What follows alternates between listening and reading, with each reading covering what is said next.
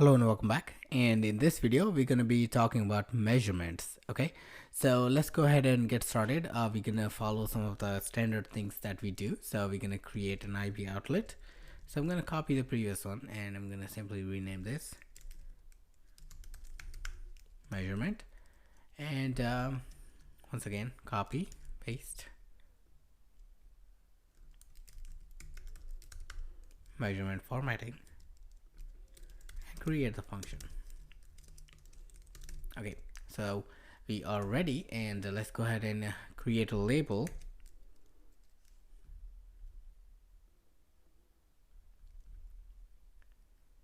And we're going to constrain this label.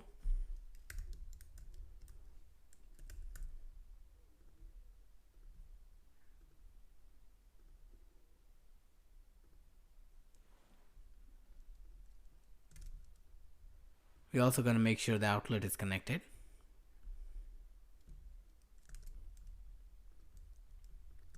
And we're going to start coding now. So first of all, in order to use different measurements, so first of all, there are two. There's a metric measurement that actually imperial and metric. Actually, there are two, and these are two measurement units. So US actually follows. So for example, the most basic example is miles and kilometers. Pretty much most of the places around the world, they have kilometers. That's the metric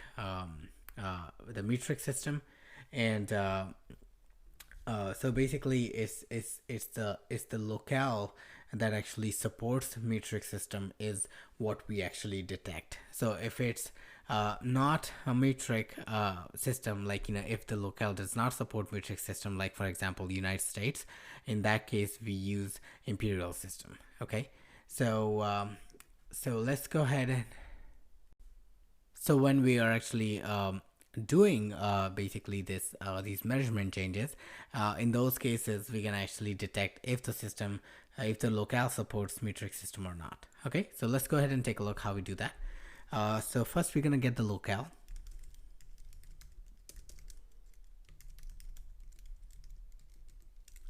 and then we're gonna we're gonna ask if we're gonna create a function or variable that's actually gonna store if the locale supports a metric system or not.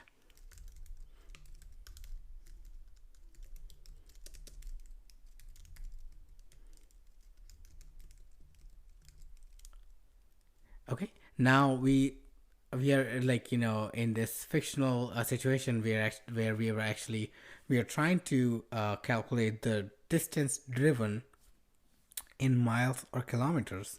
So that's what we're going to create. So we're going to create a variable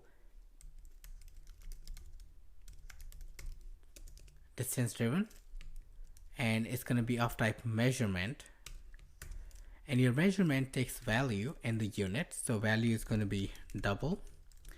So for example 200 miles, and the unit is going to be unit length dot miles.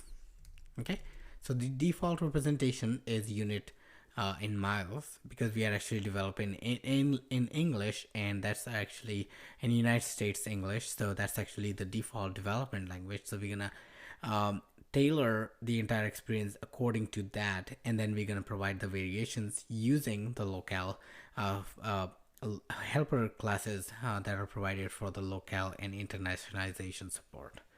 So we're gonna say if uses metric system.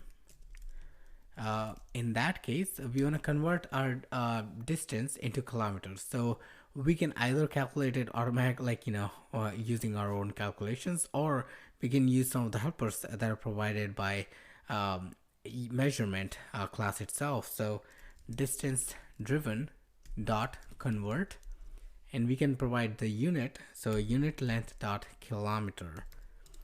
But keep in mind that this is only supported iOS 10 plus.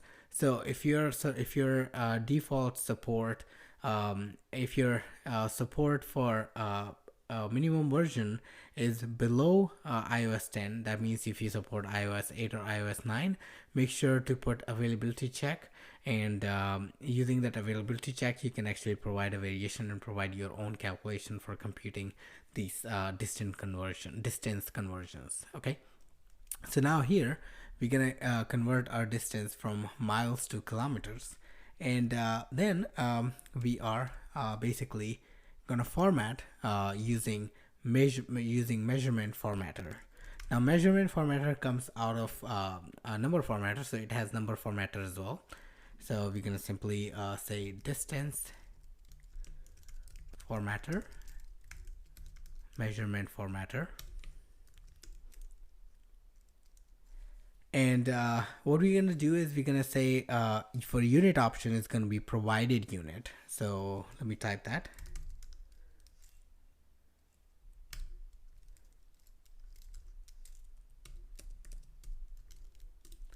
So basically the provided unit means that we have provided the unit for this conversion, for this measurement. So this miles that we are providing is the unit that we have provided, that this number represents.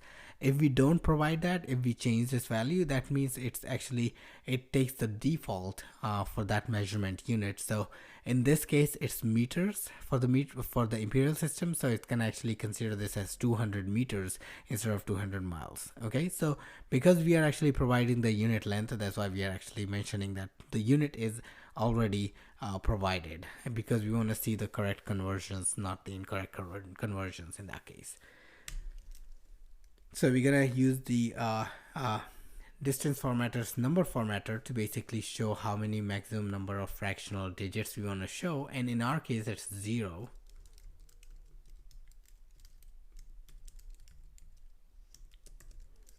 So we're gonna set that, and then it's time to set our label. So measurement label dot text is equal to distance formatter dot string from distance driven. Okay, let's go ahead and run this app in Hindi. That's already selected, so let's go ahead and run it in that. And as you can see, it's supporting the kilometers, so it's written in kilometers, and 200 miles is already converted into 322.